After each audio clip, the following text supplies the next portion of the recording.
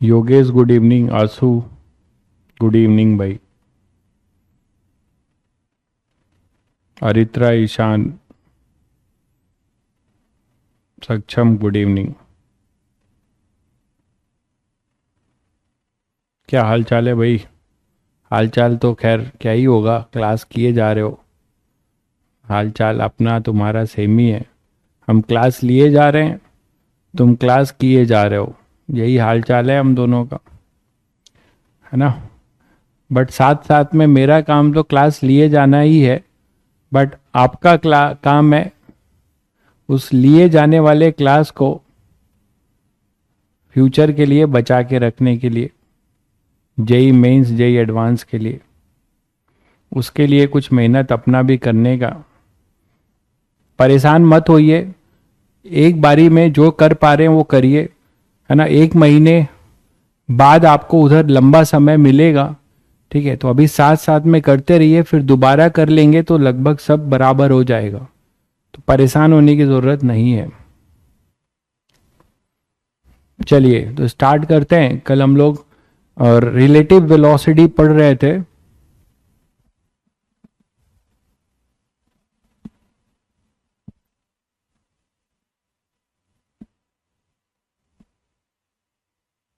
ठीक है, चलिए तो रिलेटिव वेलोसिटी हम लोग पढ़ रहे थे। अरे दुर्गा पूजा वूजा कुछ नहीं, तुम्हारे लिए बस एक ही पूजा है ना। 24 जनवरी से शुरू होगी वो तुम्हारी दशहरा। 24 जनवरी से तुम्हारी दशहरा शुरू होगी और 2 फरवरी तक चलेगी, है ना। वो महापर्व है तुम्हारे लिए। उसी पर्व में जो है, या तो पेपर को शहीद कर देना, दो ही चीजें होंगी, या खुद शहीद होगे। तो मुझे नहीं लगता आप पेपर को जरूर शहीद करेंगे। चलिए तो यहां पर हम लोग बात कर रहे थे कि case of mirror, case of plane mirror image velocity याद है सभी को। In case of plane mirror, जिसमें दो बातें हमने पढ़ी थी फाइनली, कि मिरर के परपेंडिकुलर जो वेलोसिटी है, मिरर के परपेंडिकुलर जो वेलोसिटी, कम से कम ये तो जरूर ध्यान रखिएगा कि परपेंडिकुलर टू मिरर डायरेक्शन क्या आपने सीखा था? टू मिरर डायरेक्शन आपने ये सीखा था कि जो वी आई होगा वो होगा 2 VM माइनस वीओ, ये सब अर्थ के रिस्पेक्ट में है ना। और पैरेलल के लिए आपने क्या सीखा था? पैरेलल टू मिरर आपने सीखा था कि velocity of I image with respect to mirror parallel में वो वही होगा जो velocity of object with respect to mirror होगा पैरेलल में, है ना। और ये इसको आपने कैसे ब्रेक किया था? Velocity of image with respect to mirror equal to minus times velocity of object with respect to mirror. तो ये परपेंडिकुलर में रिलेशन था जिसको आपने ऐसे ब्रेक किया था अर्थ में, और ये अपना था पैरेलल में हमेशा यही रहेगा, मानते हो ना। तो ये चीज है, velocity of image parallel to mirror वही रहेगा जो velocity of object parallel to mirror रहेगा, ठीक है। लास्ट क्लास वाले होमवर्क जो है उसका जो आंसर है वो 2D/√3 है। जो मैंने आप लोगों को होमवर्क दिया था उसका आंसर है 2D/√3। बताइएगा अगर नहीं बना होगा तो। चलिए तो अब यहां से एक क्वेश्चन आपके लिए।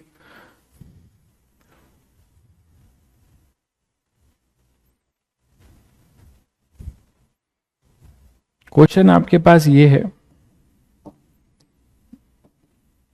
कि मान लीजिए मिरर रेस्ट पर ही है बट दो मिरर है,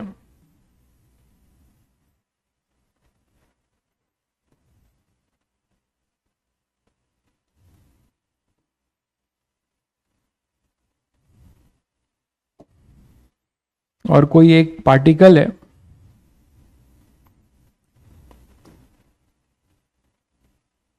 वो मूव कर रहा है, ठीक है, वो मूव कर रहा है कुछ ऐसा।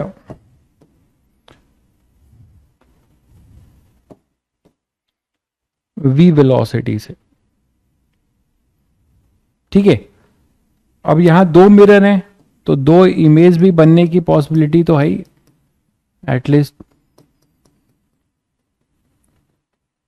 तो ये मिरर अपना M2 है, ये मिरर है M1, और इनके बीच का जो एंगल है वो थीटा है। इनके बीच का जो एंगल है वो गिवन है आपको, वो गिवन है आपको थीटा।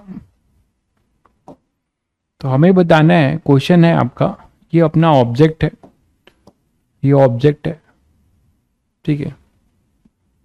एक लड़का जो है लास्ट टर्न पे एक डाउट पूछा था, जाते जाते पूछा था, तो मैंने बाद में देखा उसका डाउट बड़ा अनोखा था। वो कह रहा था सर ऑब्जेक्ट से आप लाइट रे कैसे निकाल रहे हो, ऑब्जेक्ट से आप लाइट रे कैसे निकाल रहे हो। मेरे भाई ऑब्जेक्ट का मतलब यहाँ पे सोर्स है, सोर्स और ऑब्जेक्ट एक ही का नाम है, ठीक है। रियल ऑब्जेक्ट, रियल इमेज, है ना, सब कुछ बताया गया था। तो ऑब्जेक्ट और सोर्स इज सेम, ठीक है, उसके लिए मत परेशान होइए। तो अब आपसे पूछा जा रहा है कि find velocity of image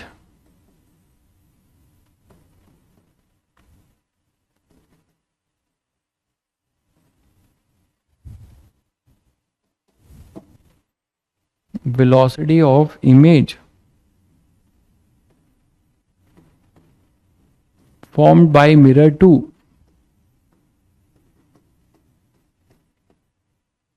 with respect to image formed by mirror 1, ठीक है। तो मिरर 1 से जो हमें इमेज मिल रहा होगा उसकी जो कुछ ना कुछ वेलोसिटी होगी, और मिरर 2 से हमें कोई इमेज मिल रहा होगा उसकी कुछ ना कुछ वेलोसिटी होगी। तो आपस में जो इमेजेस हैं उनकी आपस में क्या रिलेटिव वेलोसिटी है, जो इमेजेस हैं उनकी आपस में क्या रिलेटिव वेलोसिटी है,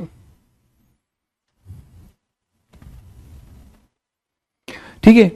चलिए, तो अब जो है पहले तो ये जान लो कि भाई जो इमेज इसका बनेगा, अच्छी बात क्या है, अच्छी बात ये है कि क्वेश्चन उतना परेशान आपको नहीं करेगा क्योंकि मिरर रेस्ट पर है, मिरर रेस्ट पर है, ये बात समझ पा रहे हैं सब लोग, मिरर रेस्ट पर है।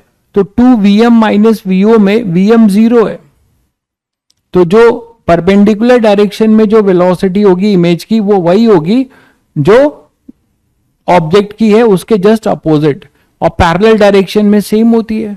तो आप देखो कि ये जो ऑब्जेक्ट है इस मिरर M1 के तो पैरेलल है, इसका मतलब यहां जो इमेज बनेगा इसके पास एक ही कंपोनेंट होगा वेलोसिटी का, और वो कंपोनेंट अपना क्या होगा, पैरेलल वाला। तो यहां पे आप बोल सकते हो कि ये जो I बनेगा,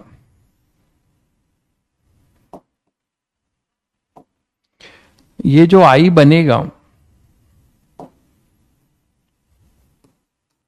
ये जो यहां पर I बनेगा इमेज मिरर M1 से I1 बनेगा, तो इसकी जो वेलोसिटी होगी वो वही होगी, ये दिया जा रहा है, ये मैंने लिखा नहीं है सॉरी, ये अपना U है, U है, ठीक है, V ले लो कोई दिक्कत नहीं है, ये V है, ठीक है। तो इसकी वेलोसिटी भी क्या होगी, ये बात सब लोग समझ पा रहे हो कि इसकी वेलोसिटी भी V ही होगी, ये सब लोग समझ पा रहे हैं भाई, क्योंकि हमें परपेंडिकुलर वाली है नहीं, पैरेलल वाली सेम होती है। तो मिरर M1 की वजह से इमेज मिला I1, I1 की वेलोसिटी भी V ही होगी, ये बात सब लोग समझ पा रहे हैं। अब इसके वजह से क्या होगा, तो इसके वजह से आपका इमेज कहां पर होगा, इधर होगा, आप इसको एक्सटेंड कर लो और यहां से परपेंडिकुलर से देख सकते हो, यहां से आप परपेंडिकुलर से देख सकते हो कि इसका इमेज कहां पर होगा। इसका इमेज जो होगा ये परपेंडिकुलर अगर है तो कहीं यहां पर इक्वल डिस्टेंस पे होगा, है कि नहीं भाई।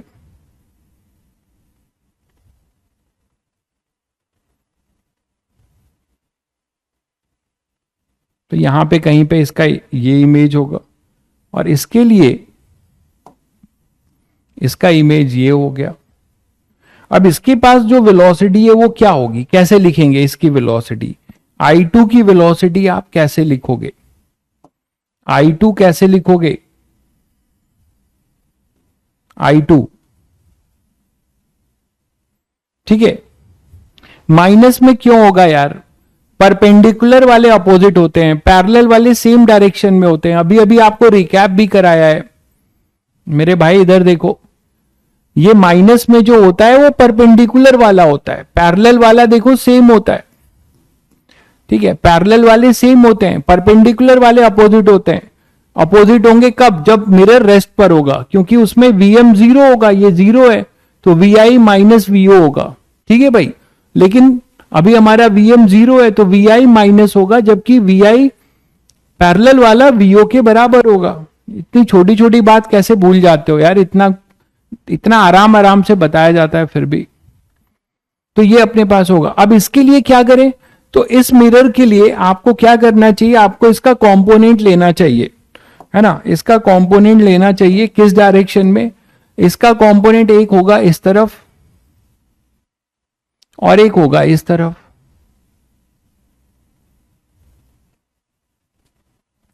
तो ये आपको दिख रहा है कि यहां पे ये थीटा है, तो ऑब्वियस सी बात है ये पैरेलल है, तो ये ट्रांसवर्सल, तो ये थीटा होगा, तो ये भी अपना थीटा होगा। अरे भाई हॉरिजॉन्टल से है ना, तो ये भी थीटा होगा। तो इधर आएगा v cos थीटा और ये हो जाएगा v sin थीटा।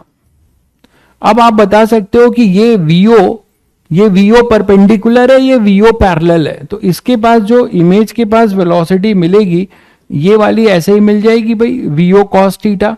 अब जो तुम बोल रहे थे कि अपोजिट डायरेक्शन में कौन सी होगी, मिरर का कंपोनेंट नहीं लेंगे, तुम अद्भुत हो भाई, ये ऋषि बाबू अद्भुत है, मिरर का ही कंपोनेंट ले रहे हैं।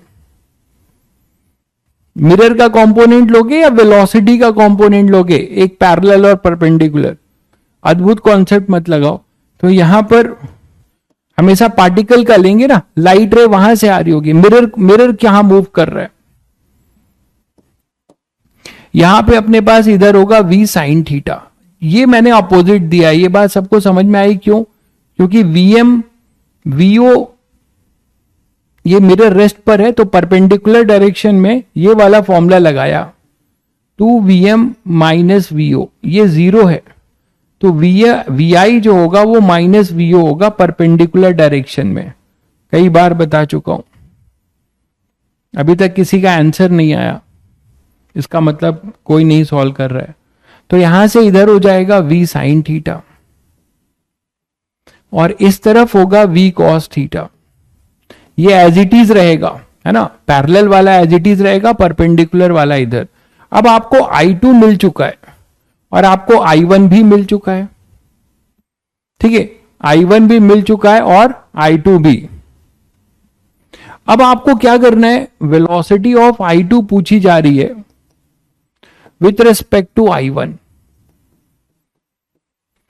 ठीक है, velocity of I2 with respect to I1। अब प्रॉब्लम क्या है आपके साथ कि इन दोनों में फिर रिलेटिव लेना पड़ेगा, इन दोनों में फिर से आपको रिलेटिव लेना पड़ेगा, लेकिन ये दोनों का रेफरेंस एक्सिस अलग अलग है, दोनों का रेफरेंस एक्सिस अलग है। तो बेटर है कि आप इसको फिर कंपोनेंट ले लो, इसी का आप फिर से कंपोनेंट ले लो, इसके इस तरफ एक और एक इसके पैरेलल ले लो और ये इसके परपेंडिकुलर ले लो। मतलब ये मिरर 2 के लॉन्ग में ले रहा हूं, क्यों ले रहा हूं? क्योंकि मुझे इसका इसके साथ रिलेटिव लिखना है। तो मुझे जब इसका इसके साथ रिलेटिव लिखना है तो दोनों का रेफरेंस एक्सिस सेम होना चाहिए, दोनों का रेफरेंस एक्सिस सेम होना चाहिए।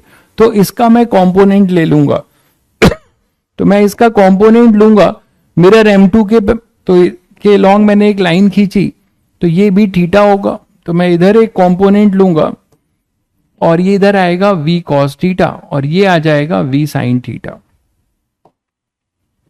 v cos थीटा और v sin थीटा। अब आप कॉमन रेफरेंस एक्सिस के अबाउट दोनों की वेलोसिटी जानते हो, है ना, इसको आप x, इसको y ले सकते हो, इसको x एक्सिस ले सकते हो। और इसको वाई एक्सिस ले सकते हो।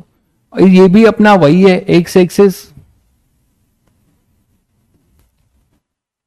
और ये अपना वाई एक्सिस। तो अब रिलेटिव आसानी से लिख सकते हो, अब आप आसानी से रिलेटिव लिख सकते हो।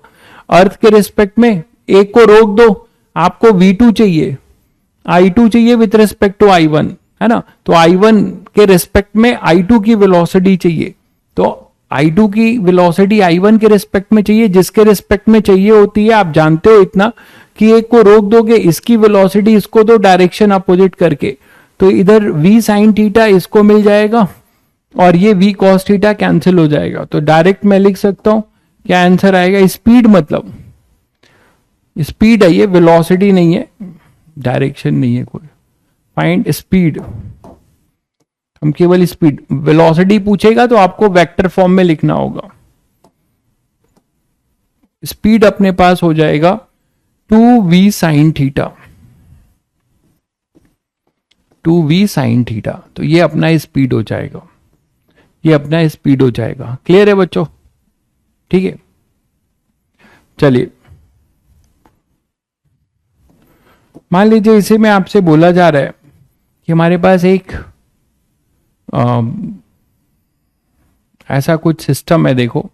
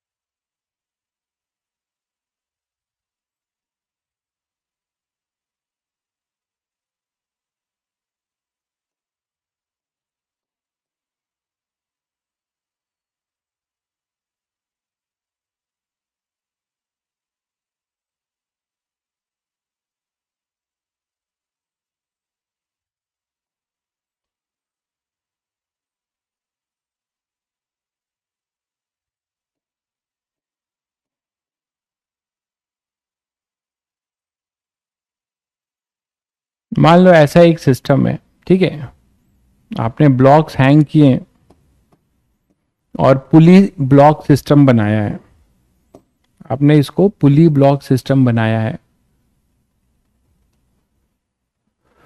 ये स्ट्रिंग स्ट्रिंग पुली सब मासलेस है जैसे आप लेते हो इन जनरल, ठीक है। बट यहां थोड़ी सी प्रॉब्लम है कि यहां पे एक ऑब्जेक्ट रखा है जो लाइट सोर्स की तरह होगा या ऑब्जेक्ट होगा, ठीक है, और ये आपने सिल्वरिंग कर रखी है, यहां मिरर बना रखा है। इन दो जो ऊपर वाले ब्लॉक्स है ना, इसको आपने पॉलिश कर रखा है, हो सकता है ग्लास के हो, आपने इसको ट्रांसपेरेंट कर रखा है। यहां मतलब मिरर की तरह ये फेस टू फेस वाले ये मिरर की तरह काम कर रहे हैं।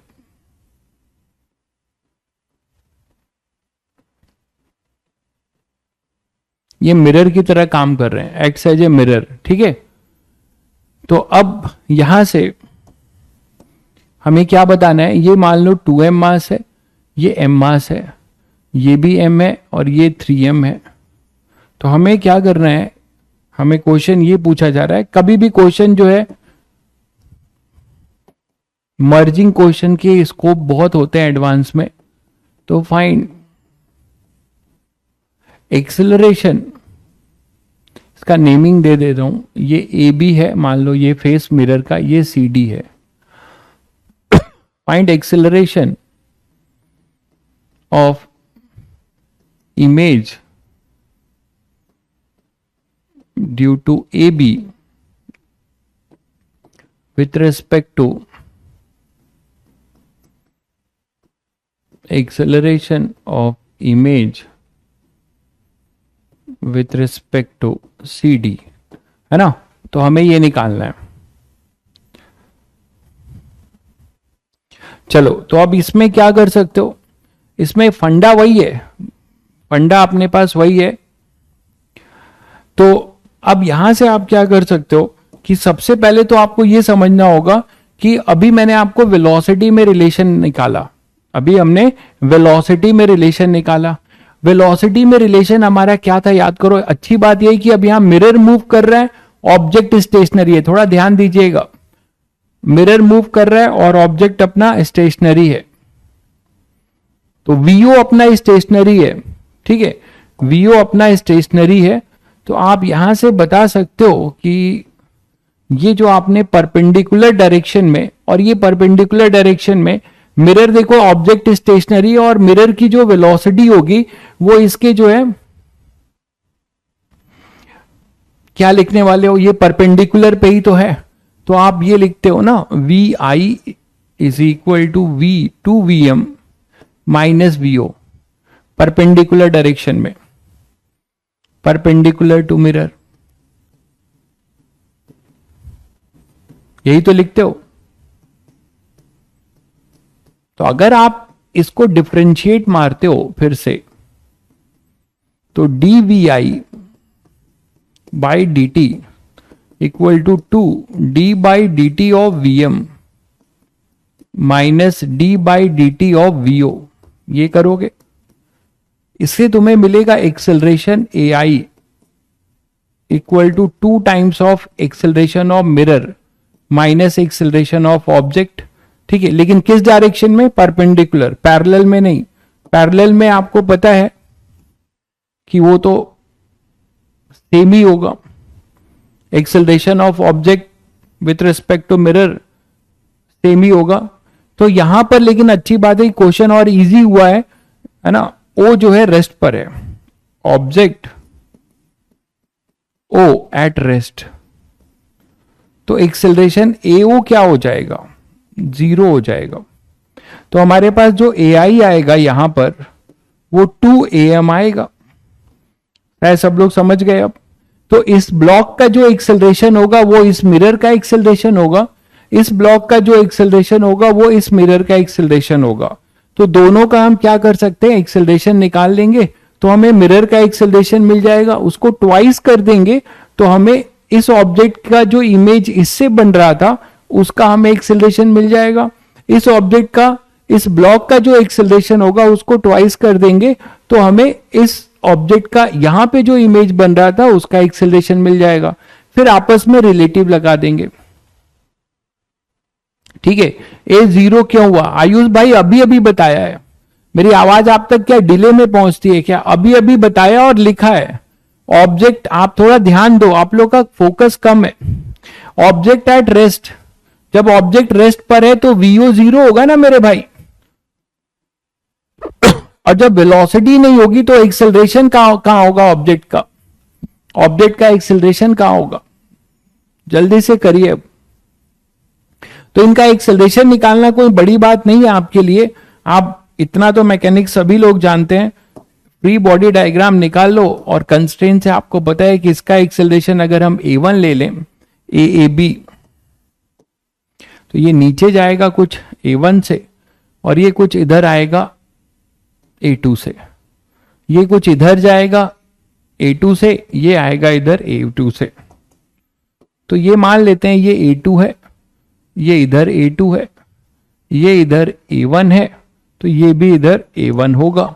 और दो इक्वेशन आपको फ्री बॉडी डायग्राम तो सभी को आता है बनाना, वो बना लीजिए। इधर 3mg, इधर टेंशन, इधर टेंशन, इसमें टेंशन जो भी आप मान रहे हैं T1 मान रहे हैं तो इसमें टेंशन T1, ये T1, इसका आपका 3mg। यहां पर अगर आप टेंशन मान रहे हैं 2mg वेट और यहां का टेंशन कुछ T2 मान रहे हैं, तो इधर T2 होगा, तो ये T2 और ये T2। ठीक है, तो जल्दी से कर लीजिए क्या आ जाएगा। इसके लिए क्या लिखेंगे, 3mg minus T1 net force in accelerated direction 3ma1, बोलो भाई। और इसके लिए T1 is equal to ma1, तो T1 की वैल्यू ma1 पुट कर दीजिए, हमें मिल जाएगा T1 की वैल्यू ma1 यहां पे पुट कर दीजिए, तो ये क्या मिल जाएगा 4ma1, तो a1 आ जाएगा 3g/4, बहुत आसान है ना। a1 आ जाएगा 3g/4, ठीक है भाई। और यहां पर अपने पास क्या हो जाएगा 2mg और इधर T2, तो इसके लिए क्या इक्वेशन लिखोगे अब 2mg minus T2 net force in accelerated direction 2ma2, और यहां पे T2 है तो क्या लिखोगे T2 is equal to ma2, यही ना।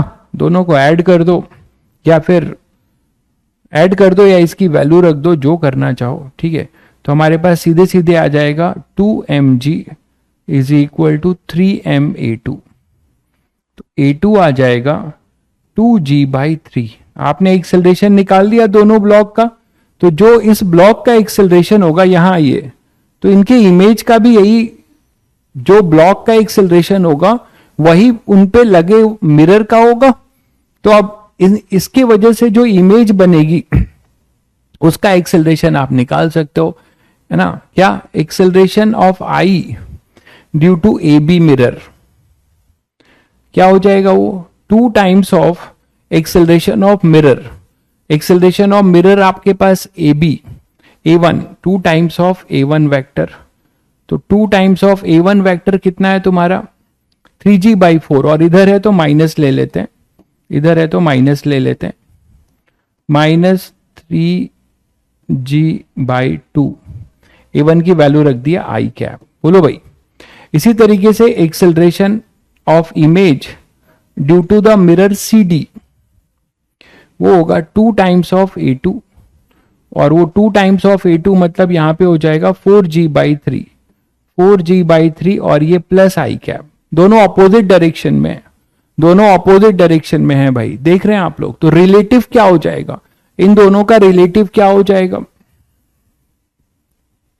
ठीक है, कि एक्सेलरेशन हमें पूछा है of A B with respect to acceleration of image with respect to CD, तो ऐड कर दीजिए acceleration I A B with respect to CD, add हो जाएंगे दोनों, है ना।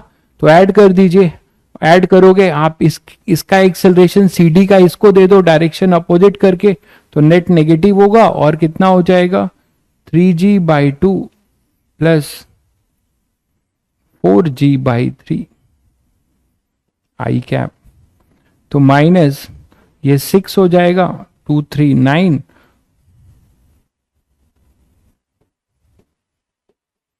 और ये 8g, तो माइनस 17g/6 आई कैप, ये तुम्हारा आंसर होगा, ये आपका आंसर होगा -17g, ठीक है।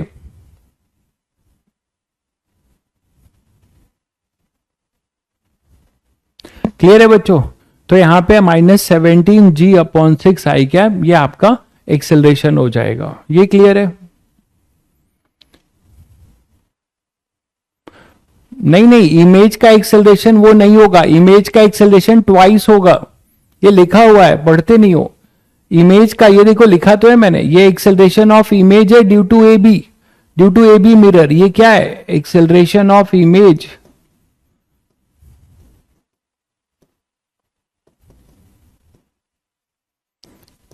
Due to A B mirror, twice किया गया है, और ट्वाइस क्यों हुआ है यहां मैंने प्रूव किया है ना आपके सामने, यहां से प्रूव किया है ना भाई ट्वाइस क्यों हुआ है, पहले फॉर्मूला बनाया है, जब हमारा ये फॉर्मूला बना है इसी से हमने किया है, समझ गए होंगे, ये फॉर्मूला आपके सामने है, क्योंकि हमारा ऑब्जेक्ट स्टेशनरी है, तो आई जो होगा वो 2 टाइम्स ऑफ एम है। तो पहले हमने मिरर का निकाला ना, अब इसको ट्वाइस कर तो रहा हूं, इसको ट्वाइस कर दिया, इसको भी ट्वाइस कर दिया। देखिए ध्यान से देखिए, सब समझ में आ जाएगा। क्लियर है बच्चों? चलिए आगे बढ़ते हैं, आगे बढ़े, देख लीजिए। चलिए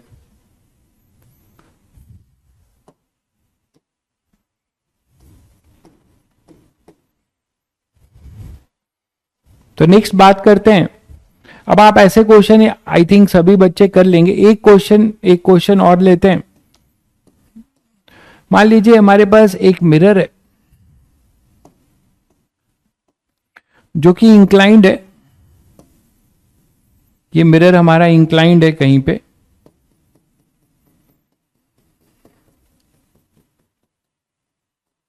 ठीक है। और इस इंक्लाइंड पे मान लीजिए ये एंगल है 60 डिग्री। और कोई हमारे पास एक ब्लॉक है जो स्प्रिंग के साथ कनेक्टेड है, एक ब्लॉक है जो स्प्रिंग के साथ कनेक्टेड है।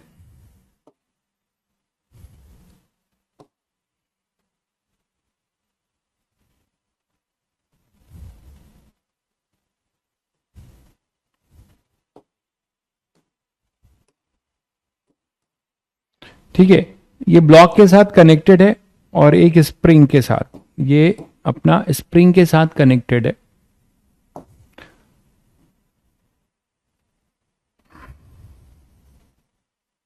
इसका मास m है, ठीक है। इसका स्प्रिंग कांस्टेंट k है। सभी बच्चों को इतना तो पता है कि ये SHM करता है। सभी को इतना तो पता है ना कि ये SHM करता है, ये तो जानते हो सभी लोग। अरे जी के टर्म्स में रहने दो यार, 9.8 करने की जरूरत नहीं है।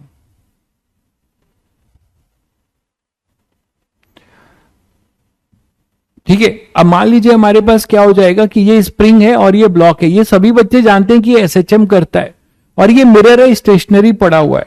आपको इसमें ध्यान से सुनिए क्या बताना है।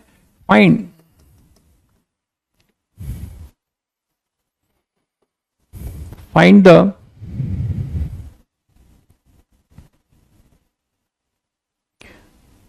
मैक्सिमम वेलोसिटी ऑफ इमेज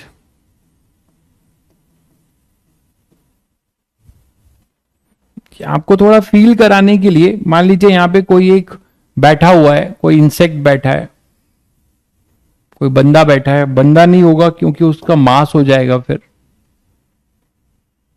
यहां पे मान लीजिए कोई इंसेक्ट बैठा हुआ है ना, कोई भी ऑब्जेक्ट है या कोई भी जो भी आप बोल सकते हो, ये इंसेक्ट है, ये बैठा हुआ है।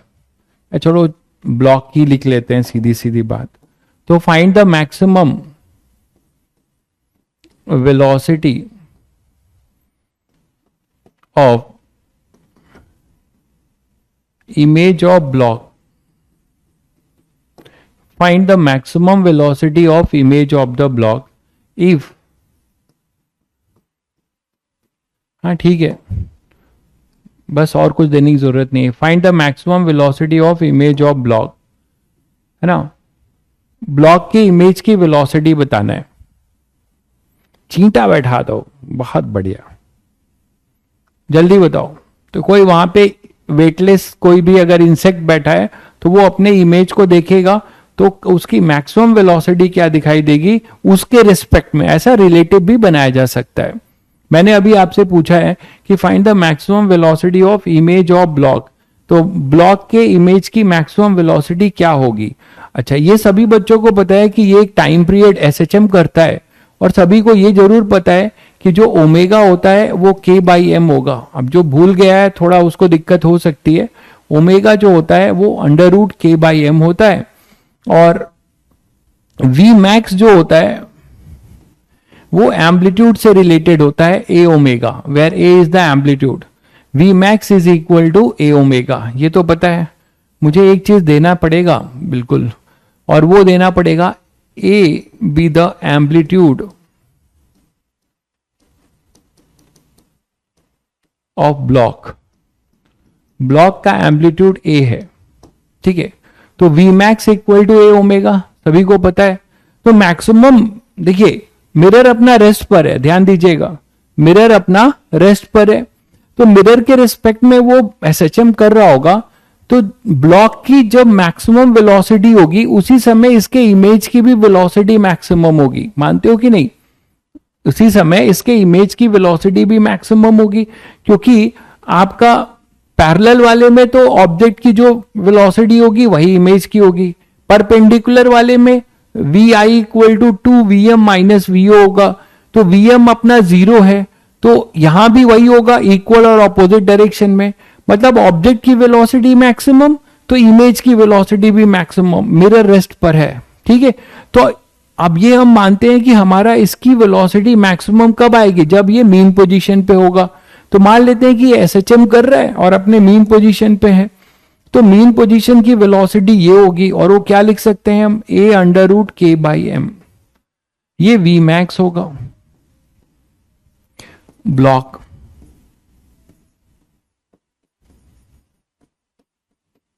है ना? तो अब ये v मैक्स होगा, तो मान लेते हैं यही इसका v मैक्स है और ये ऊपर जा रहा है, मान लेते हैं, ठीक है, ये अपने मैक्सिमम पोजीशन से मान लेते हैं ऊपर जा रहा है। तो अब आपके पास एक क्वेश्चन कैसा हो गया यार, आपके पास एक क्वेश्चन ऐसा ही तो हो गया कि एक पार्टिकल है जो इस इंक्लाइंड प्लेन के रिस्पेक्ट में ऊपर जा रहा है ना? तो इसके पास जो वेलोसिटी होगी, एक्स क्यों निकाल रहे हो, एक्स की क्या जरूरत है, क्वेश्चन को तो देखो फिर प्रोसीड करो। ये वी मैक्स है, मान लो, मान लेते हैं कि अपने मीन पोजीशन पे है, मीन पोजीशन से जा रहा है, तो ये वी मैक्स है।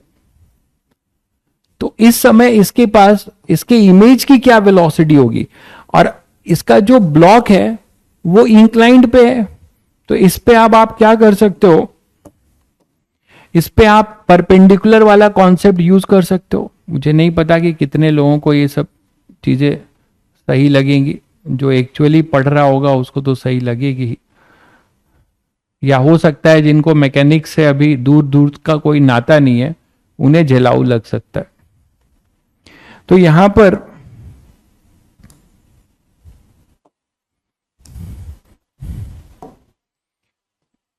तो ये अपना वी मैक्स मान लेते हैं, तो ये वी मैक्स है, लेकिन मैं वही कह रहा हूं कि इसका जो इमेज बनेगा वो कहीं यहां बनेगा ना भाई, ब्लॉक का आई ऑफ इमेज, ये क्या है, इमेज ऑफ ब्लॉक, यहां कहीं होगा ना परपेंडिकुलर, तो इसकी वेलोसिटी एक एलॉन्ग होगी एक परपेंडिकुलर होगी, तो एलॉन्ग वाली क्या कंपोनेंट होगा,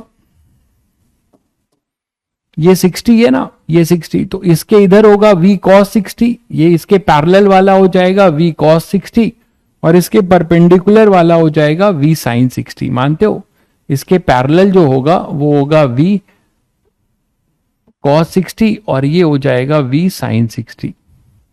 तो हमारे पास जो आएगा, इसको यहां लिख देता हूं, ये होगा v max,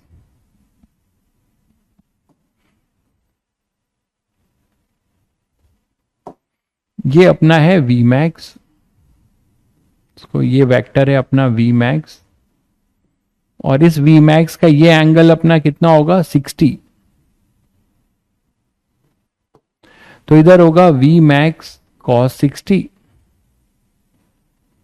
और इधर होगा v max sin 60। ये बात सबको समझ में आई? ऑब्जेक्ट की तरह देखो इसको, एसएचएम का इतना ही यूज है कि ये अपने मीन पोजीशन पे होगा और ये फॉर्मूला पता होना चाहिए, बाकी तो आप जो अभी पढ़े हो वही यूज हो रहा है, ठीक है। अब आप देखो कि इस पार्टिकल की दो वेलोसिटी है इस मिरर का, एक परपेंडिकुलर डायरेक्शन में और एक पैरेलल वाले में, तो इमेज की वेलोसिटी क्या मिलेगी, इमेज की वेलोसिटी हमारे पास जो मिलेगी वो एक इधर मिलेगी, पैरेलल वाली एज इट इज रहेगी, और परपेंडिकुलर वाली ये इधर है, तो ये जस्ट उल्टी हो जाएगी इसके, है ना, इसके अपोजिट हो जाएगी इधर, यही तो होता है।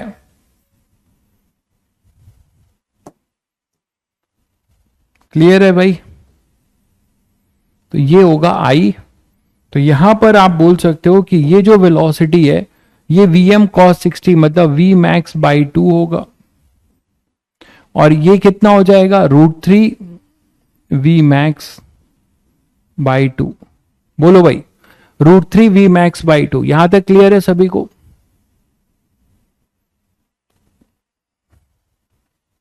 30 डिग्री होना चाहिए क्या एंगल? एंगल देख लें एक बार, जज कर लेते हैं। ये नहीं भाई, 30 नहीं होगा, ये पर Vmax अपना परपेंडिकुलर है, तो यही तो परपेंडिकुलर है, ये 60 है। हाँ सही कह रहे हो, सही कह रहे हो आप, गलत हुआ है। ये 90 होगा, ये 30 होगा, तो ये 30 होगा, सही कह रहे हो। कंपोनेंट गलत लिया है, ये 30 होगा, ये एंगल गलत है।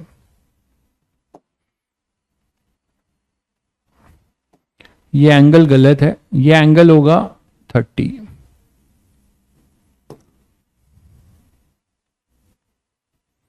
ठीक है, सही कह रहे हो। तो अब अपने पास ये हो जाएगा Vmax cos 30, और इधर हो जाएगा Vmax sin 30।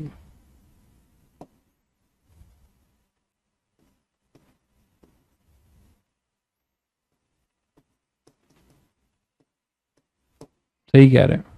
तो ये अपने पास आ जाएगा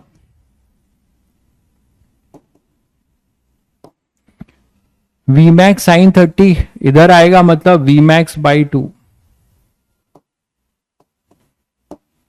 अगर वर्टिकल से लेता, ये एंगल वर्टिकल से लेता तब होता, ठीक है, मैंने ये लिया है हॉरिजेंटल से लिया है, तो Vmax/2, और ये हो जाएगा √3 Vmax/2। ठीक है, √3 Vmax/2। यहां तक क्लियर है सभी को? तो अगर मैं आपसे पूछ रहा हूं कि find the maximum velocity of image of block A with respect to, इसको थोड़ा और बना देता हूं, with respect to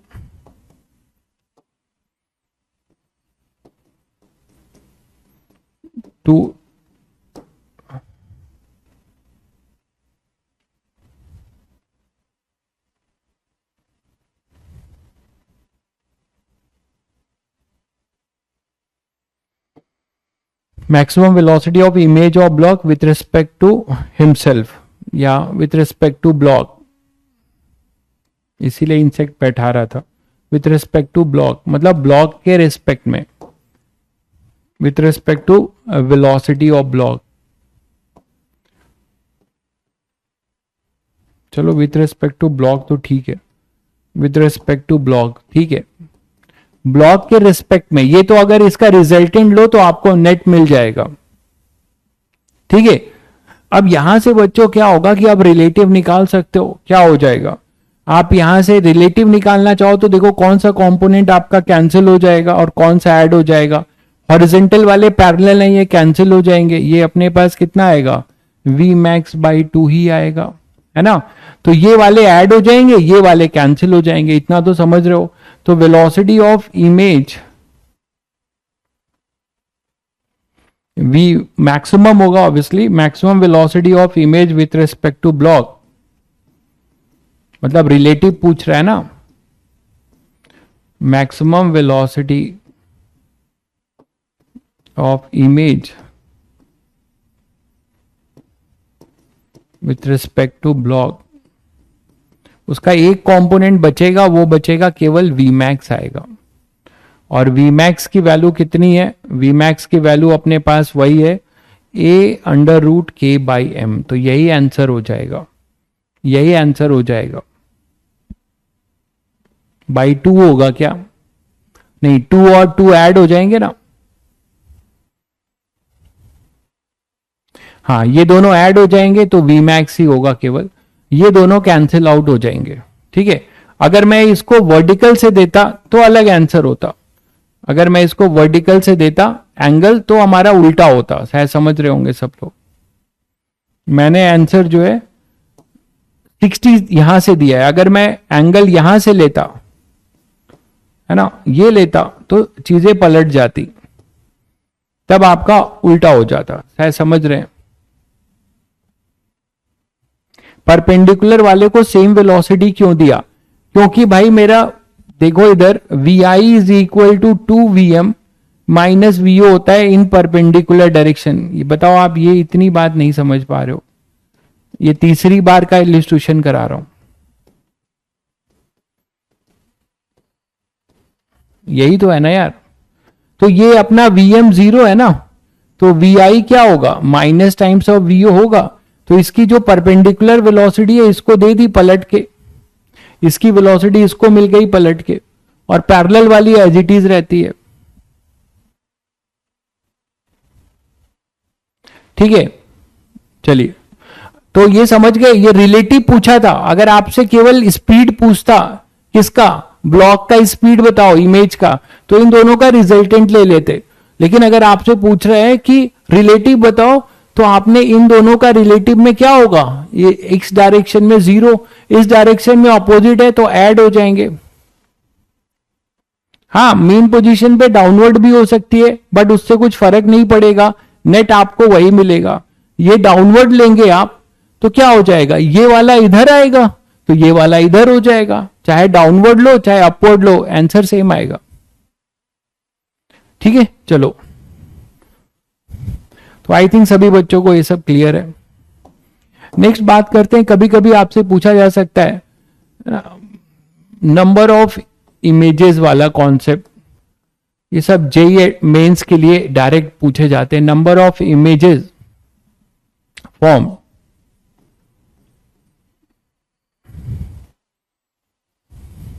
by two mirror.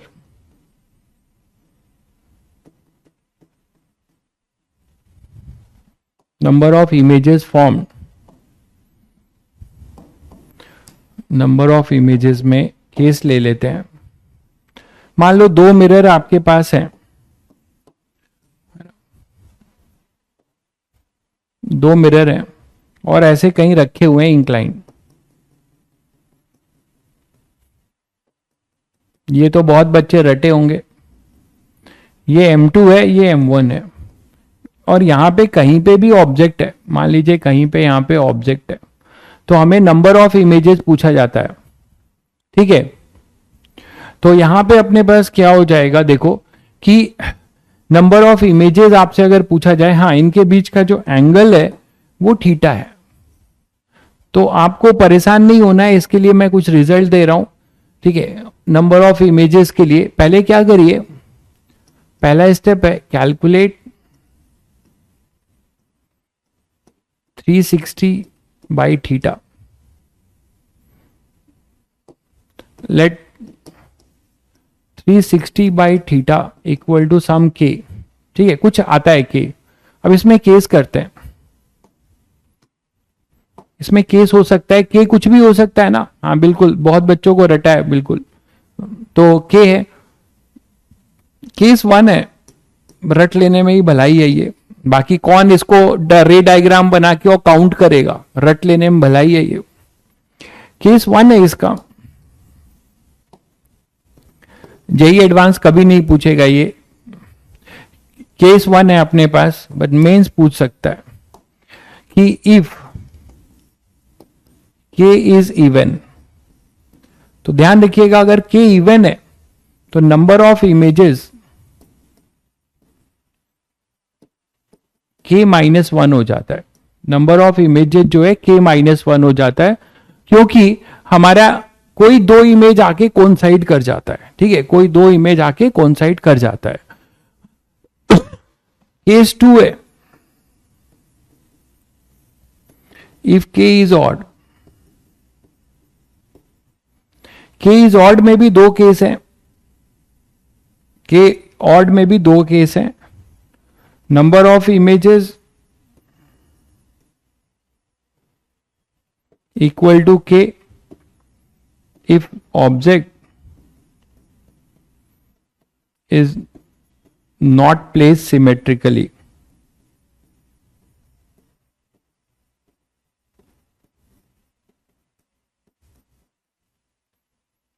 और दूसरा केस है k -1, इसमें भी होगा if object is placed symmetrically, मतलब एंगल बाइसेक्टर पे, इसके एंगल बाइसेक्टर पे अगर आ जाए, इस ऑब्जेक्ट इज प्लेस्ड सिमेट्रिकली।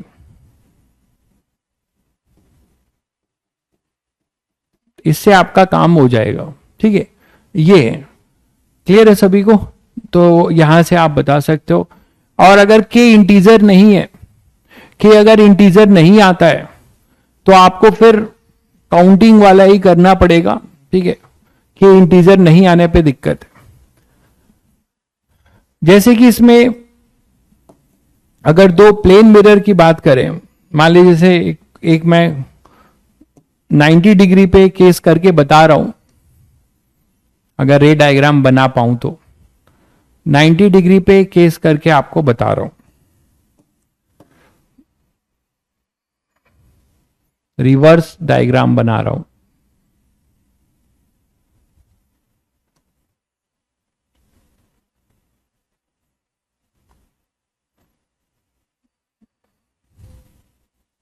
यही प्रॉब्लम है।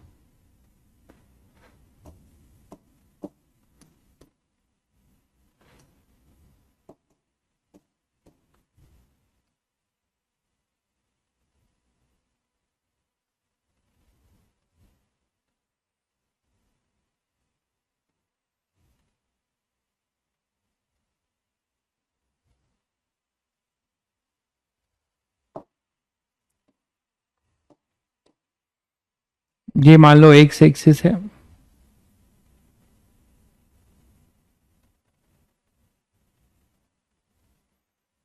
ये वाई एक्सिस है, और इसी के अलोंग दो मिरर हैं। यहां हमने दो मिरर रखे हुए हैं, एक मिरर ये है,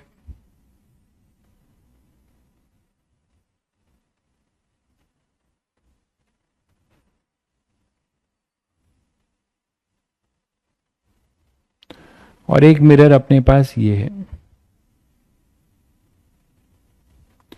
ठीक है।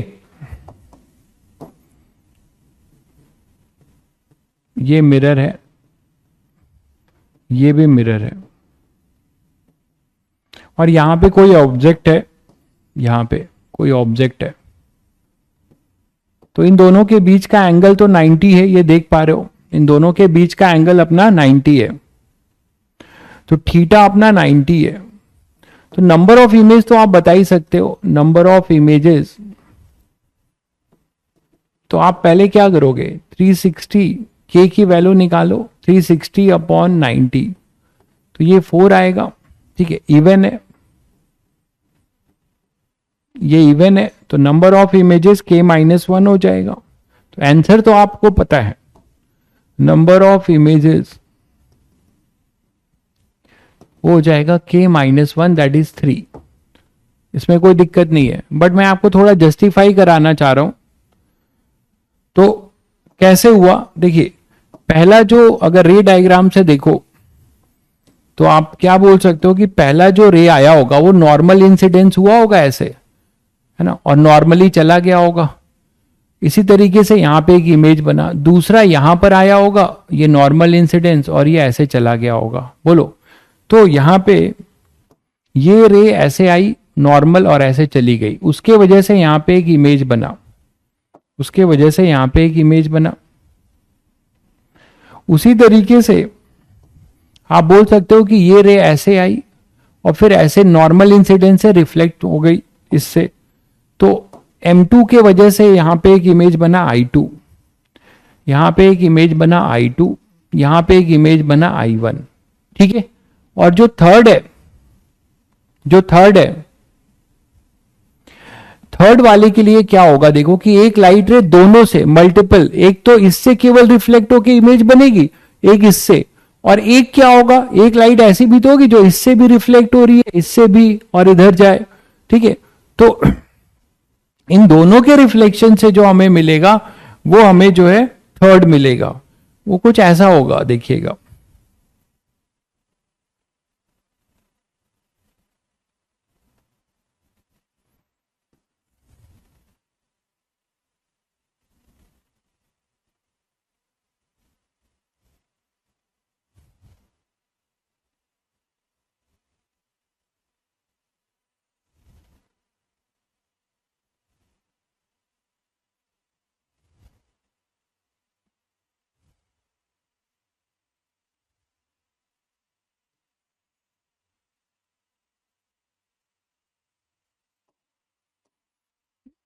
एक लाइट रे मैं ऐसे बना रहा हूं, ध्यान से देखना, ये ऐसे आया,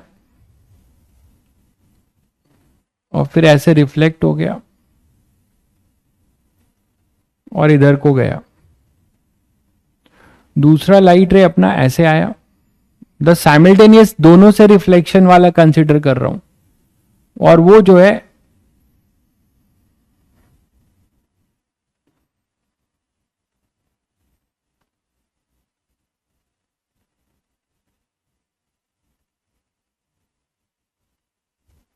ठीक है। तो शायद समझ गए होंगे सब लोग कि यहां से एक लाइट रे आएगी, फिर ये ऐसे रिफ्लेक्ट करेगी और ऐसे जाएगी। दो लाइट रे लिया है समझाने के लिए।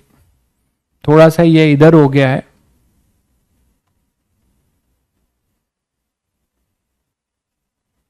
और ये इधर आया, इससे रिफ्लेक्ट हुआ और ये इधर गया। तो आप देख रहे हैं कि एक इमेज जो दोनों से है ये कोइंसाइड कर रही है, इससे इससे जो रिफ्लेक्ट हो रही है वो यहीं पे कोइंसाइड हो जा रही है। मतलब इस मिरर का जो ये रिफ्लेक्शन से जो इमेज है वो I2 ही है, I2 कोइंसाइड हो जा रही है। ये समझ पा रहे हैं सभी लोग?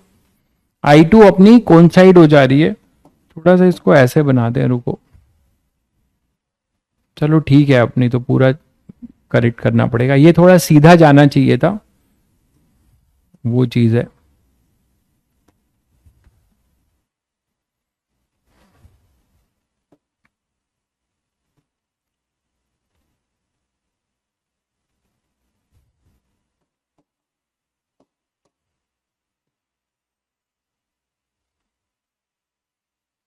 ये यहां पर होगा कुछ।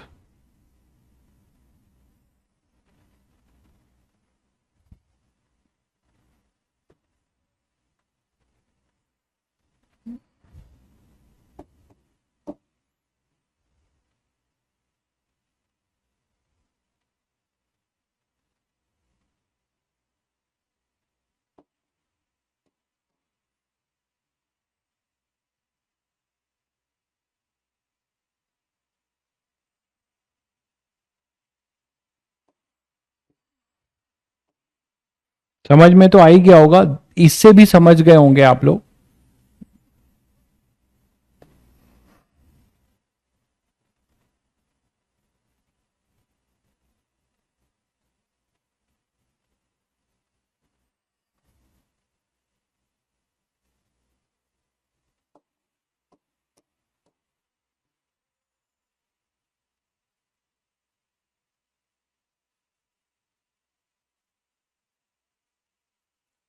ठीक है, तो अब तो क्लियर होगा थोड़ा। तो मतलब ये हुआ, मैं क्यों बोल रहा था कि क्यों -1 लेते हैं। इस डायग्राम से आपको समझ में आया होगा कि -1 क्यों ले रहे हैं, क्योंकि ये जो रिफ्लेक्ट होके जा रही है ये इसके लिए इमेज यही I2 पे जो है कोइंसाइड कर रही है, और इस I2 पे जो कोइंसाइड कर रही है ना, इस I2 पे जो कोइंसाइड कर रही है वो इसके लिए ऑब्जेक्ट का तरह काम कर रहा है और यहां से आ रहा है। तो हमारे पास जो इमेजेस हैं वो केवल अपने पास 3 इमेज है, इसीलिए इवन में ऐसा होता है। आगे भी आप देख सकते हैं, आगे के लिए बड़ा कॉम्प्लिकेटेड है, आप देख ही रहे हो। तो 3 इमेज बनेगा, ठीक है। और इसका जो लोकस होगा, मान लीजिए इसके कोऑर्डिनेट्स x, y है, तो इसका लोकस आप निकाल सकते हो, ठीक है। 3 images on the circle of radius आप निकाल सकते हो। ऑफ रेडियस मान लो r है, और रेडियस तो आप यहां से √x² + r² से डिस्टेंस भी निकाल सकते हो। ऑफ रेडियस अगर r है तो लोकस इसका क्या होगा,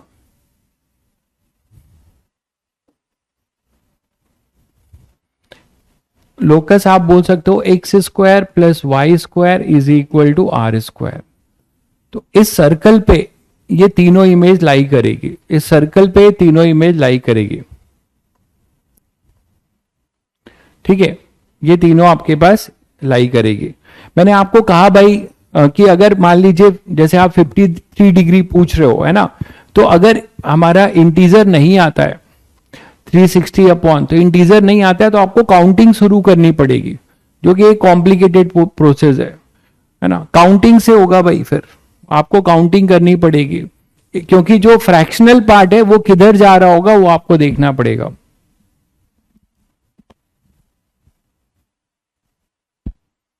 इसके पिछले वाले में ग्रेविटी को इग्नोर किया था, कहाँ ग्रेविटी इग्नोर है भाई? कहीं ग्रेविटी इग्नोर नहीं है, बस ये फॉर्मूला डायरेक्ट लगाया गया है। आपको एसएचएम का मतलब जानकारी अभी नहीं है, अभी छोड़ दीजिए आप इसको। कोई ग्रेविटी जो है इग्नोर नहीं है, टाइम पीरियड डिराइव होता है तो वी मैक्स यही आता है, ठीक। ग्रेविटी इग्नोर नहीं है इसमें कुछ भी। चलिए, तो ये कहानी थी आपकी प्लेन मिरर की। नेक्स्ट बात करते हैं spherical mirror, reflection from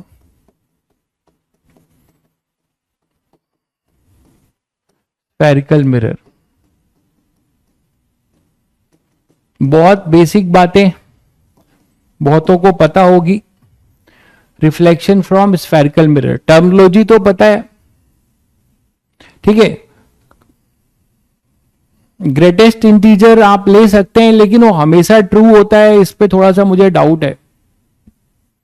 greatest integer आप सही है, राउंड ऑफ करके जो ग्रेटेस्ट इंटीजर ले सकते हैं, बट वो हमेशा सही होगा, उसमें थोड़ा सा एक क्वेश्चन मार्क है।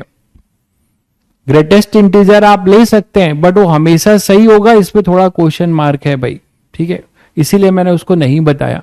रिफ्लेक्शन फ्रॉम जनरल ट्रू हो जाता है, कभी आता है तो आप ग्रेटेस्ट इंटीजर लेके टिक मार लेना, बट उसमें डाउटफुल रहता है, ठीक है। तो टर्मिनोलॉजी सबको क्लियर है भाई स्फेरिकल मिरर की। रेडियस ऑफ कर्वेचर क्या है, पोल क्या है, सेंटर ऑफ कर्वेचर क्या है, ये तो सभी बच्चों को क्लियर है, ठीक है। तो मैं थोड़ा सा बस डिटेल पे आता हूं, थोड़ा अलग चीज जो आपको शायद नहीं पता हो। जैसे हम बात करते हैं कि फोकस की बात करते हैं, इस पे थोड़ा मैं डिस्कशन करना चाहूंगा कि मिरर के फोकस की बात करते हैं, है ना। तो मिरर का फोकस आप कैसे डिफाइन करते हो कि कोई लाइट रे अगर पैरेलल आती है तो एक जगह कन्वर्ज करे, एक्चुअली मीट करे, ठीक है। एक जगह जो है एक्चुअली जो है मीट करे, है ना, एक जगह एक्चुअली मीट करे, या फिर क्या हो कि सिम्स टू पैरेलल लाइट रे या तो एक जगह एक्चुअली मीट करे, या फिर ऐसा हो कि सिम्स टू डाइवर्ज, है ना, सिम्स टू डाइवर्ज हो। तो वहां से आप बता सकते हो कि ये जो है वो पॉइंट जो है फोकस कहलाता है, ठीक है। और जैसे बच्चे बताते हैं, जैसे लिख भी रहे हैं कि जो इसका फोकस है वो इसके रेडियस से डिपेंडेंसी रखता है, F इक्वल टू R/2, जो कि गलत है, ठीक है। क्यों गलत है उसी पे मैं थोड़ा आ रहा हूं, ठीक है। जैसे देखिए,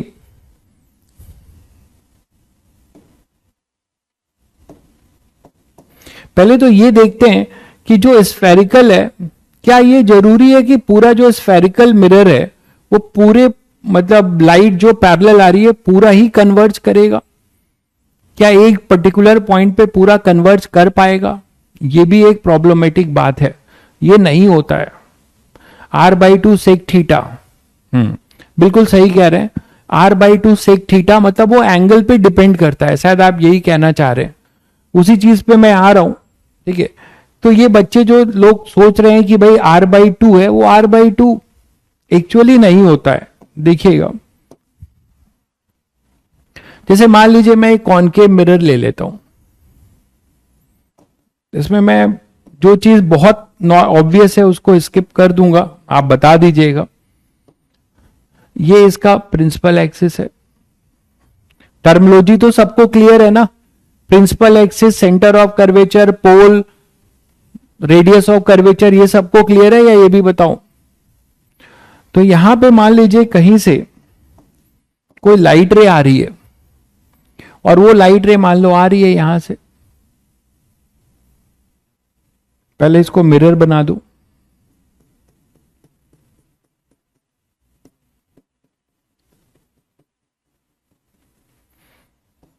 ठीक है।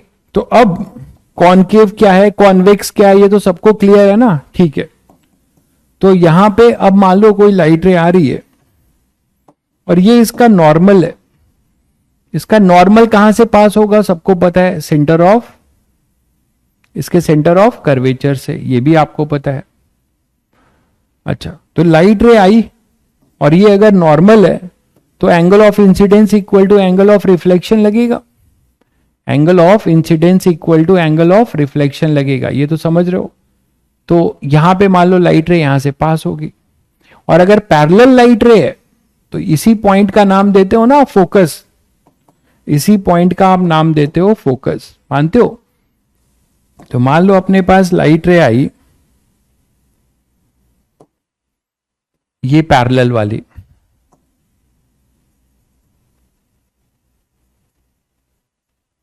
ठीक है, ये रिफ्लेक्ट करके गई और ये रिफ्लेक्ट करके मान लो यहां पर आई, इसी को हमने नाम दे दिया फोकस, और इस पॉइंट को, इसको ए बोल रहा हूं, ये पी है अपना, ठीक है, और ये मान लो एफ है, और ये अपना सी है, सेंटर ऑफ कर्वेचर, इसी को आप बोलते हो। अगर मैं इसको थीटा बोलूं, ये थीटा है, ये भी थीटा है, ठीक है। अब ध्यान से देखिएगा कि अगर ये थीटा है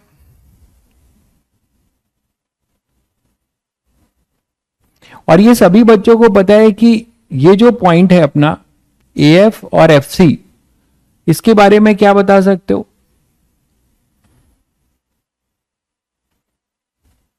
ए एफ और एफ सी के बारे में, ए एफ और एफ सी के बारे में सोचो जरा, वो क्या होगा? वो दोनों बराबर प्रूव कर सकते हो? ए एफ और एफ सी को बराबर प्रूव कर सकते हैं?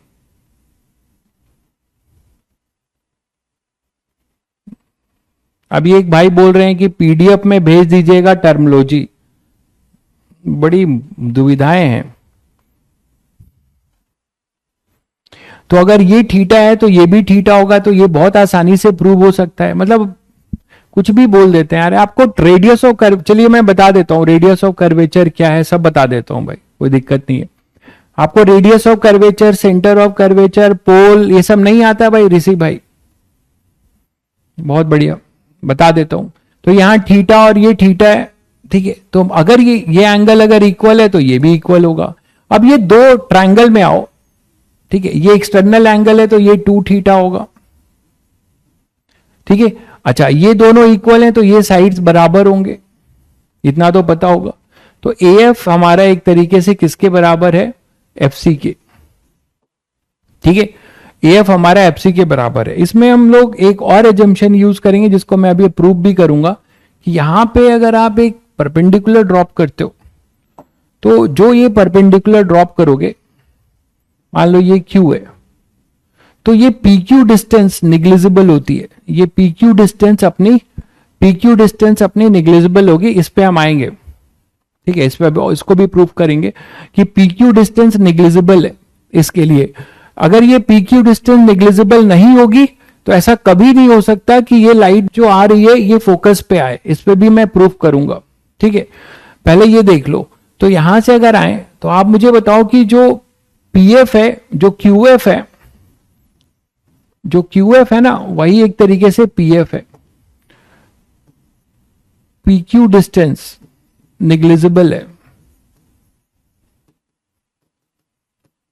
ठीक है, इस पे आएंगे अभी हम।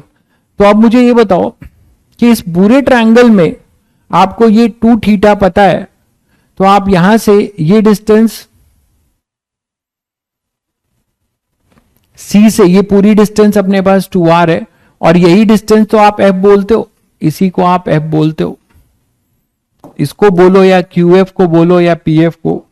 तो अगर ये f बोल रहे हो, ठीक है, तो ये f है अगर, ठीक है, तो ये f है, तो आप यहां से बता सकते हो कि ये कितना हो जाएगा?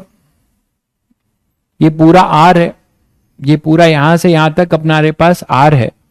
तो बड़े वाले ट्रायंगल से या छोटे वाले ट्रायंगल से आप f निकाल लिए हो, तो ये निकाल दो AF कितना हो जाएगा हमारे पास, और वहां से जरा सॉल्व करके बताओ।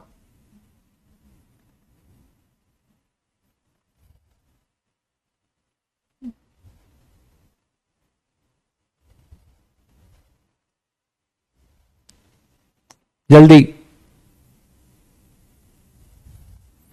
ठीक है, तो ये हम बोल सकते हैं R माइनस एफ। बहुत बेसिक ज्योमेट्री लग रही है, ठीक है, ये R माइनस एफ होगा क्योंकि ये सबको पता है ये R होता है। बहुत लोग यार बोल रहे हैं तो मैं पहले बता ही दूं।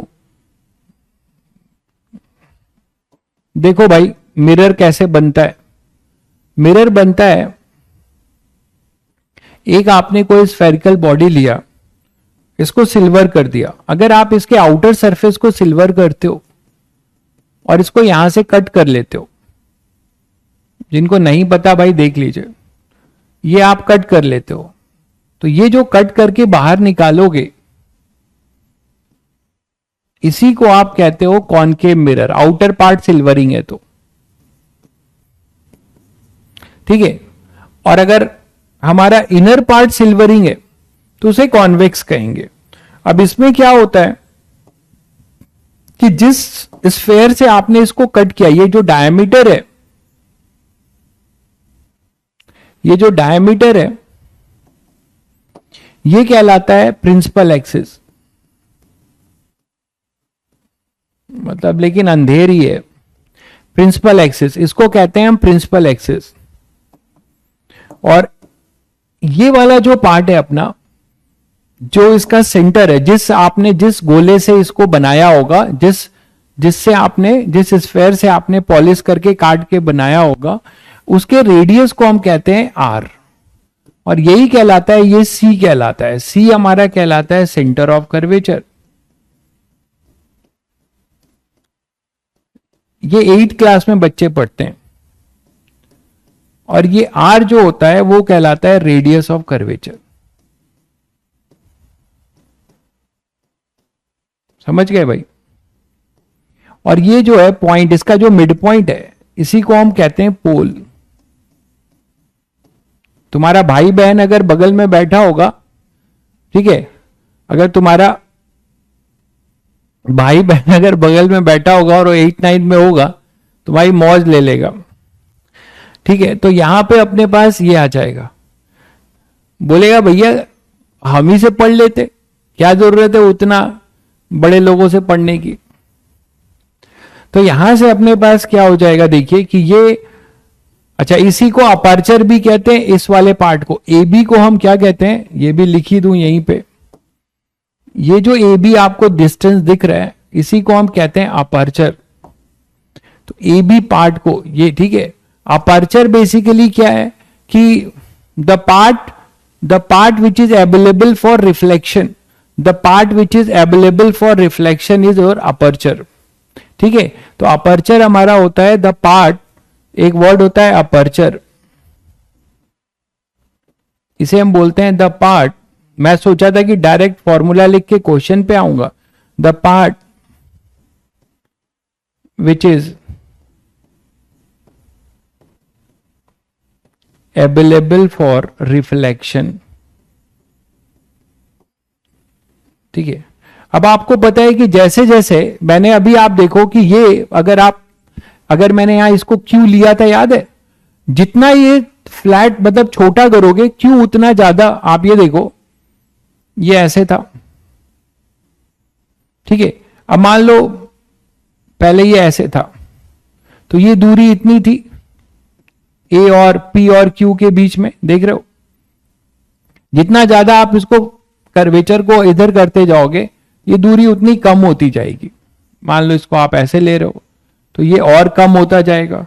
तो हम स्मॉल अपर्चर पढ़ते हैं, है ना, स्मॉल अपर्चर पढ़ते हैं, इसीलिए ये दोनों कोइंसाइड की तरह मानते हैं। अब क्लियर है भाई सभी को, या अभी भी कुछ बेसिक चाहिए?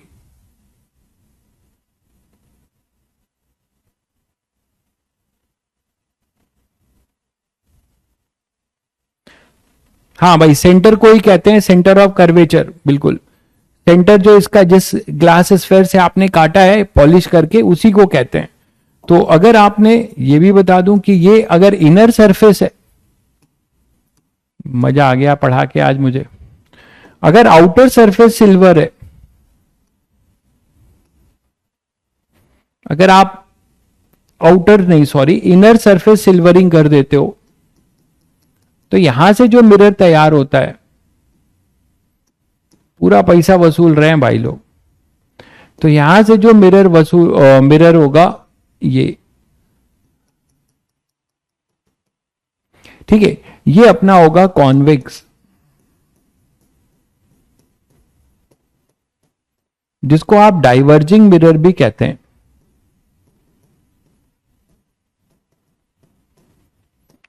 और ये कॉनकेव है, जिसको आप कन्वर्जिंग मिरर कहते हैं, इसका नेचर कन्वर्ज करना होगा।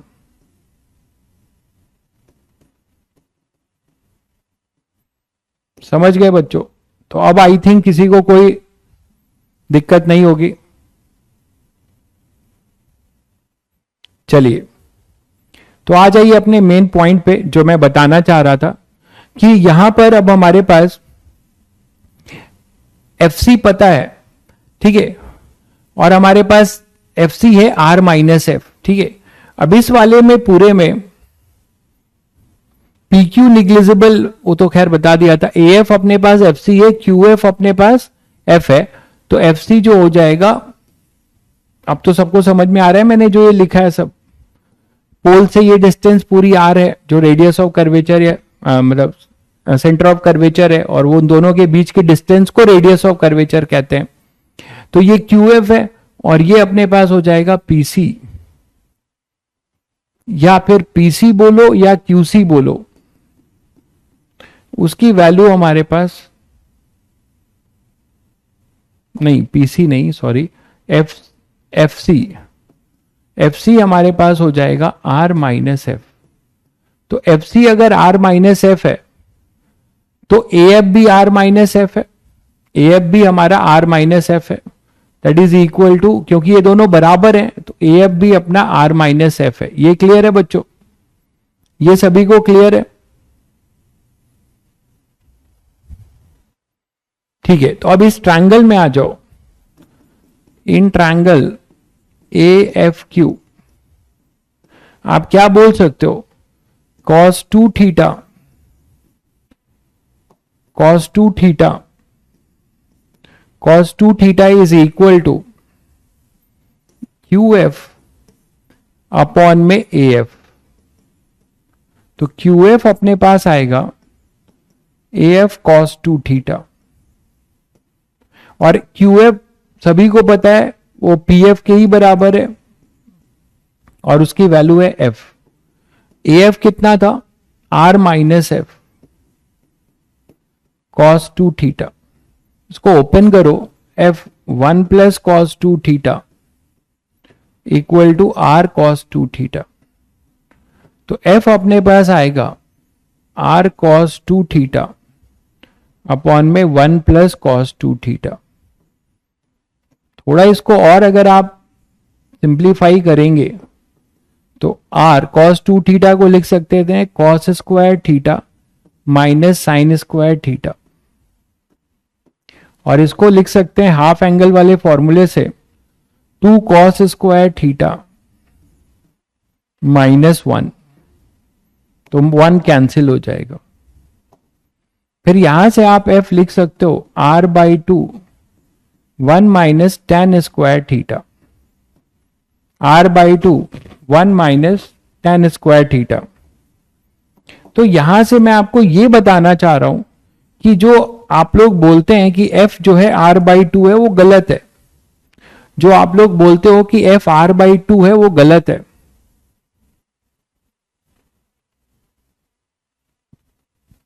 ठीक है, तो अब यहां से R/2 1 minus tan square theta, इसका मतलब आप क्या देख रहे हैं कि जो अपना मिरर है, मिरर जो है उसका angle of incidence, theta is hour angle of incidence, तो फोकस जो है depend on the angle of incidence.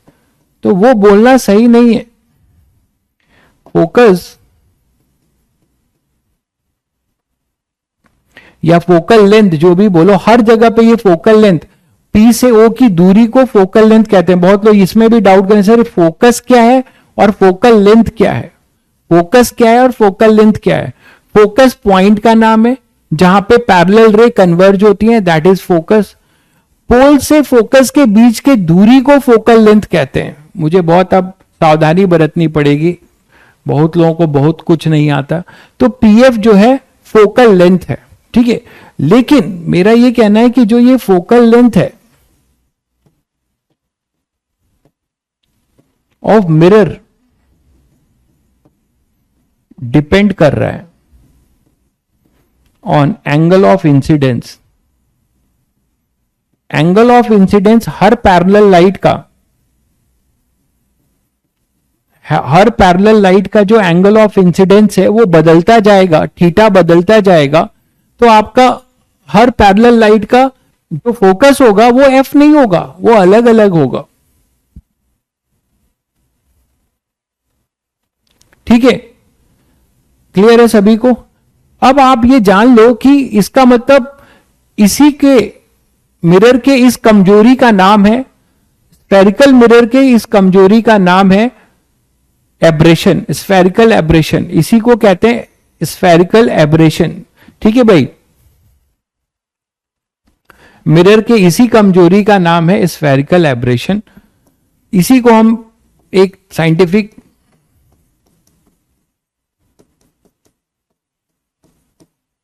है ना, स्फेरिकल एब्रेशन, कि ये एक जगह पे नहीं कर पाता, पैरेलल लाइट रे को एक जगह पे कन्वर्ज नहीं कर पाता अपना स्फेरिकल मिरर। तो यहां पे छोटा सा लिख दे रहा हूं, impossible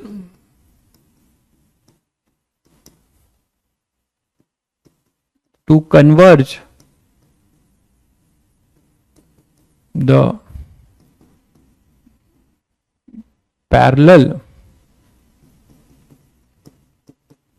light ray at a particular point, at a point.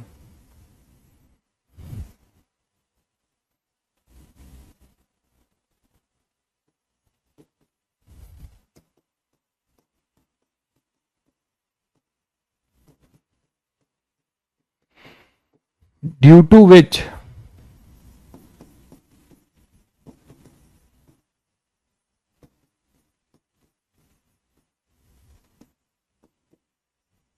Image आपको धुंधली दिखती है, इमेज आपको धुंधली दिखती है।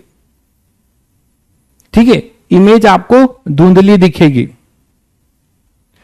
तो impossible to converge the parallel light ray at a particular point due to which image blur आपको दिखता है। ठीक है, अब बात सुनो ध्यान से। आप बोलो sir F equal to R by two आज तक तो पढ़ते आए, तो उसमें आप वही कंडीशन घुसा देते हो कि आपका थीटा बहुत छोटा होना चाहिए, और जब थीटा छोटा होगा मतलब वो लाइट रे आप पैरेक्सियल रे का एजम्पशन लेते हो। ये पूरा रे ऑप्टिक्स इसी पैरेक्सियल रे के एजम्पशन पे चलेगा। तो मैंने एक एजम्पशन के लिए इतनी बातें बताई हैं कि हमारा जो एजम्पशन होगा इस टॉपिक का या आगे भी टॉपिक का रिफ्रैक्शन में, वो पैरेक्सियल रे होगा। पैरेक्सियल रे का मतलब समझते हो कि थीटा जैसे जैसे अभी आपने देखा, इसी में आप बोलते हो जो एजम्पशन हम लेके चलेंगे वो है अपना पैरेक्सियल रे का।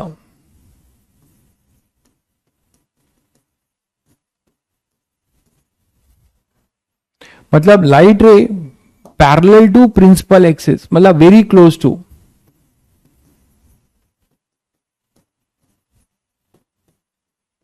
वेरी क्लोज टू, हम जो भी फॉर्मूला भी पढ़ते हैं वो इसी एजम्पशन पे पढ़ते हैं, close to principal axis.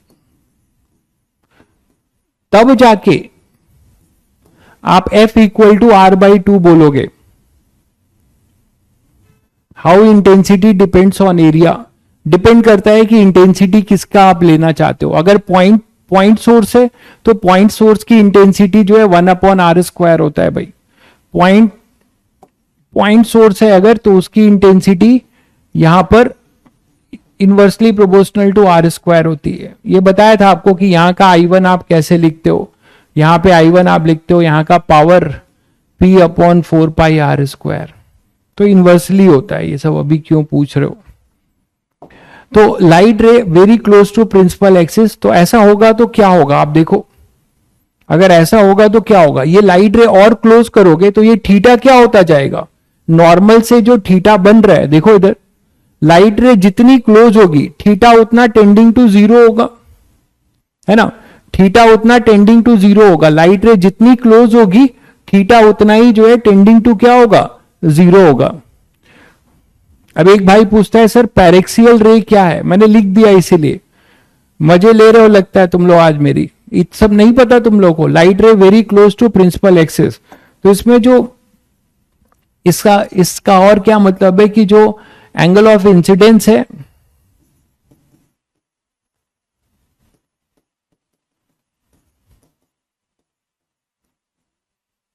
Is very small. ठीक है, एंगल ऑफ इंसिडेंस जो है बहुत स्मॉल हो जाएगा, और इस केस में आप बोल सकते हो कि थीटा टेंडिंग टू 0 होगा। तब आप बोल सकते हो कि जो आपने जनरल फॉर्मूला एफ का निकाला r/2 1 minus tan square theta, है ना, तो इसके लिए आप बोल सकते हो कि थीटा जब टेंडिंग टू 0 होगा उसके लिए आप बोल सकते हो कि एफ अपना r/2 होगा। तो सारी कहानी इस पे हम चलेंगे, पैरेक्सियल पे। जो भी आगे हम पढ़ेंगे वो पैरेक्सियल रे के लिए पढ़ेंगे।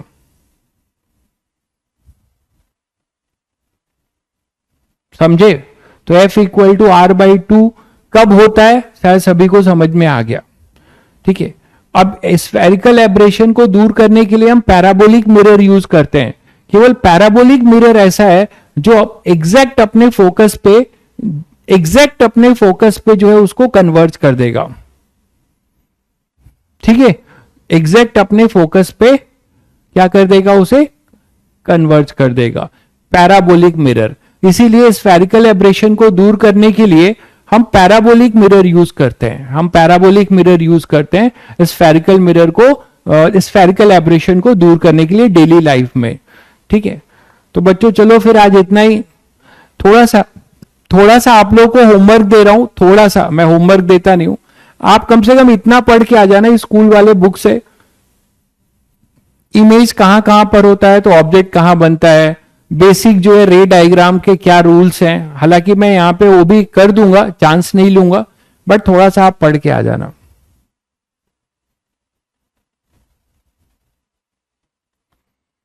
ठीक है, मैकेनिक्स का बैकलॉग है तो अभी कुछ मत करो। ये जो स्कोरिंग टॉपिक है इस पे ध्यान दो। ये टॉपिक जब आपका हो जाएगा, आपका चैप्टर खत्म हो जाएगा, 20-25 दिन 30 दिन का जो भी समय मिलेगा तब आप उस पे जुटना। अभी जो रनिंग टॉपिक है वही पढ़ो, उसी पे ज्यादा से ज्यादा प्रैक्टिस करो। मैकेनिक्स के कुछ मर्जिंग सवाल अगर मैं करा देता हूं तो अभी उसको स्किप कर सकते हो, जो लोग बिल्कुल भी अननोन है, कोई दिक्कत नहीं, उसमें कोई टेंशन की बात नहीं है। ठीक है, चलिए फिर मिलते हैं।